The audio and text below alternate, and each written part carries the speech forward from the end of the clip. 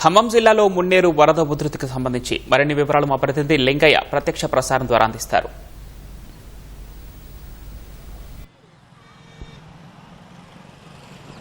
పవన్, మున్నేరు శాంతిస్తుంది. నిన్న సాయంత్రం వరకు ముంపు ప్రాంతాల ప్రజల్ని, కొంత ఖమ్మం నగరానికి సంబంధించి మున్నేరు పరివాహక ప్రాంతాల ప్రజల్ని కొంత భయాందోళనకు గురి చేసిన మున్నేరు ఇప్పుడు ఆ తర్వాత రాత్రి నుంచి క్రమంగా తగ్గుముఖం పడుతుంది.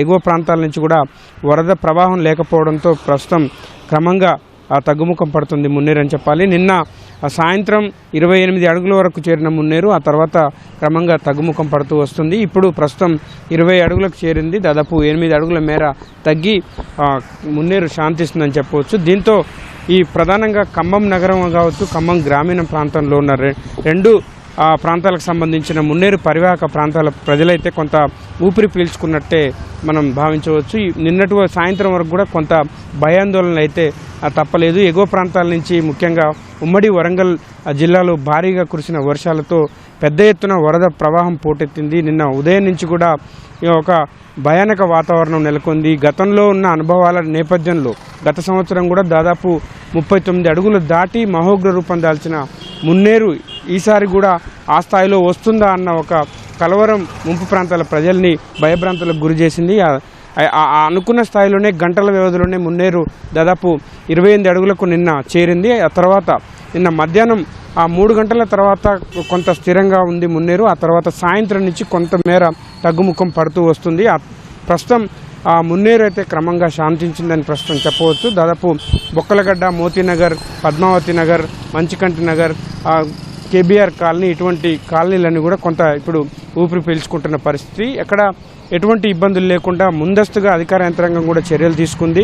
16 అడుగుల మేర దాటిన తర్వాత మోతీనగర్, బొక్కలగడ్డ, పద్మావతి నగర్ కాలనీలకు సంబంధించిన ముంపు ప్రాంతాల ప్రజల్ని కూడా పునరావాస కేంద్రాలకు తరలించారు. ఇప్పటికీ 260 మంది కుటుంబాలు కూడా పునరావాస కేంద్రాల్లోనే తలదాచుకుంటున్నారు.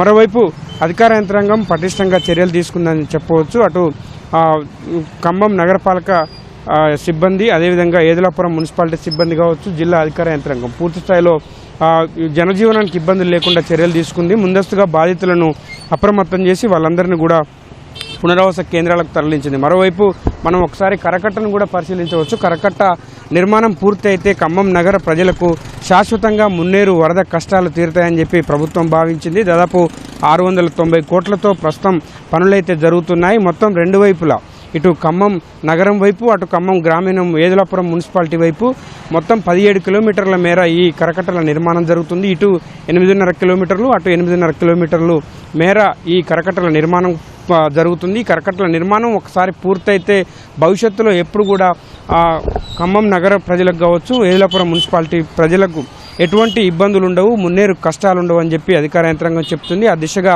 ఆ పనులు కూడా మొన్నటి వరకు సజావుగానే చకచకా జరుగుతూ వస్తున్నాయి. ప్రభుత్వ స్థలాలు ఎక్కడైతే ఉన్నాయో అక్కడ మున్నేరు కరకట్టల నిర్మాణం శరవేగంగా కొనసాగుతుంది. ప్రైవేటు స్థలాలు ఉన్న చోట వాళ్ళకు పరిహారం ఇచ్చిన తర్వాత ఈ మున్నేరు కరకట్టల నిర్మాణం కూడా చేపట్టనున్నారు. దీనికి సంబంధించి మంత్రి తుమ్మల ప్రత్యేకంగా చొరవ తీసుకుంటున్నారు. అదేవిధంగా రెవెన్యూ శాఖ మంత్రి పొంగులేటి శ్రీనివాసరెడ్డి నియోజకవర్గం కూడా ఈ మున్నేరు కరకట్టల ఉండడంతో ఇద్దరు కూడా అధికార యంత్రాంగానికి ఎప్పటికప్పుడు దిశానిర్దేశం చేస్తూ వచ్చే సీజన్ కల్లా ఖచ్చితంగా మున్నేరు కరకట్టలు కూడా పూర్తి చేస్తామని మంత్రులు చెప్తున్నారు. అధికార యంత్రాంగం కూడా భావిస్తుంది. ఈసారికైతే ఇప్పటి వరకు మున్నేరు వరద ప్రవాహం తగ్గుముఖం పట్టడంతో ఇక్కడ ప్రజలంతా ఊపిరి పీల్చుకున్నారని చెప్పవచ్చు. ప్రస్తుతం 20 అడుగులకు మున్నేరు తగ్గింది. ఇంకా ఎగువ ప్రాంతాల నుంచి వరద లేదు కాబట్టి ఇంకా పూర్తిగా మున్నేరు శాంతించే అవకాశాలు స్పష్టంగా కనిపిస్తున్నాయి. Over to studio.